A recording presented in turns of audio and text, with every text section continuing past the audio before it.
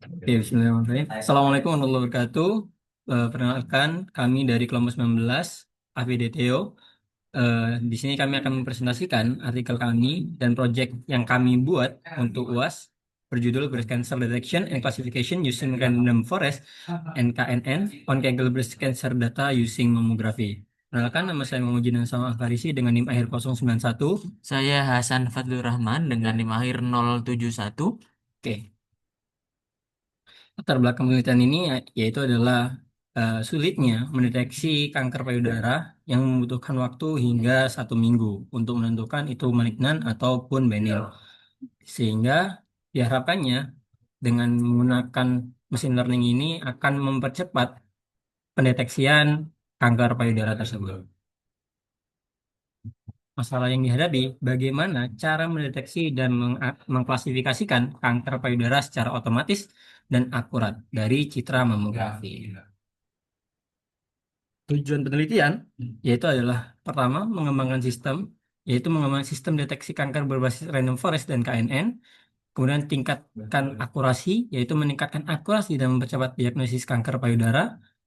Kemudian untuk performa sistem yaitu membandingkan performa sistem dengan metode lain seperti SVM sehingga diharapkan dapat mempercepat proses diagnosis, mengurangi ketergantungan dengan interpretasi manual dan membantu pasien melakukan pemeriksaan lebih awal sehingga meningkatkan peluang deteksi dini dan mendapatkan perawatan yang lebih.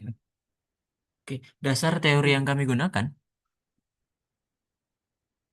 breast cancer atau kanker payudara muncul ketika sel-sel pada jaringan payudara tumbuh tidak terkendali, membentuk tumor yang dapat bersifat jinak atau benin atau ganas yang biasa disebut malinan. Tumor jinak atau benin tidak menyebar ke jaringan lain dan umumnya dapat diangkat tanpa bahaya yang besar. Untuk tumor ganas atau malinan bersifat invasif dan dapat menyebar melalui darah atau sistem limfatik metastatis ke organ lain seperti tulang atau hati. Deteksi dini dilakukan dengan mamografi, yaitu pemeriksaan sinar X pada payudara yang menampilkan kelainan seperti benjolan atau kalsifikasi. Namun, hasil mamografi sering sulit diinterpretasikan secara manual karena perbedaan visual yang halus antara jaringan sehat dan kanker. Machine learning yang digunakan untuk deteksi kanker ada beberapa algoritma, pertama ada SVM, Random Forest, K-nearest neighbor atau KNN, dan Neural Network.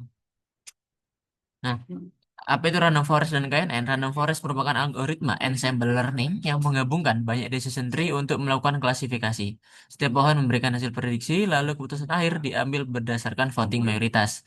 Kelebihannya, akurasinya tinggi dan tahan terhadap overfitting, mampu menangani data besar dan fitur yang kompleks. Efektif untuk data medis seperti citra mamografi. Sedangkan KNN bekerja dengan cara mengklasifikasikan data baru berdasarkan kedekatannya dengan data terdekat di dataset pelatihan.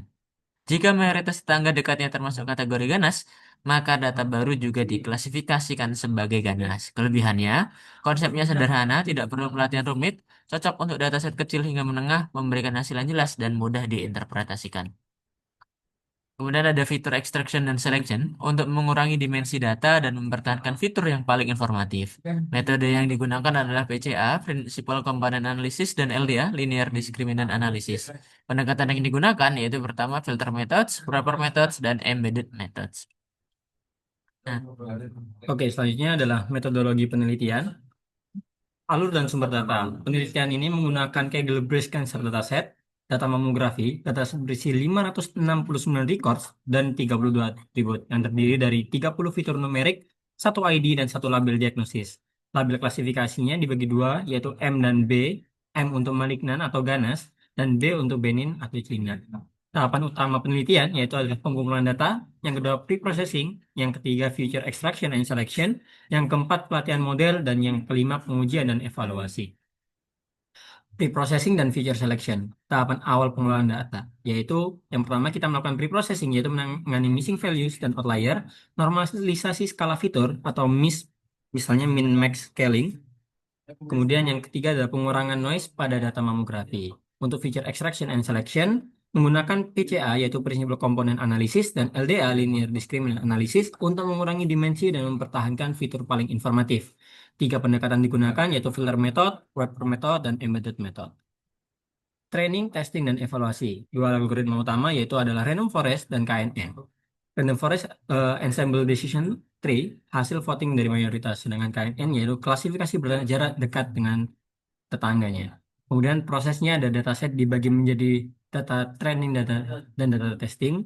Kemudian model dilatih untuk mengenali pola Benin atau magnan.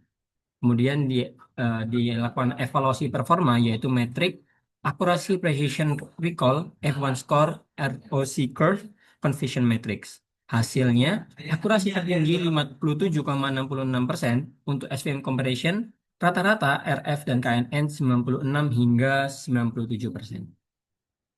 Percobaan perhitungan yang kami lakukan dengan dataset yang sama dengan 569 record, 32 fitur, satu kolom ID, satu kolom diagnosis atau label Malinan dan Benin, dan 30 fitur numerik.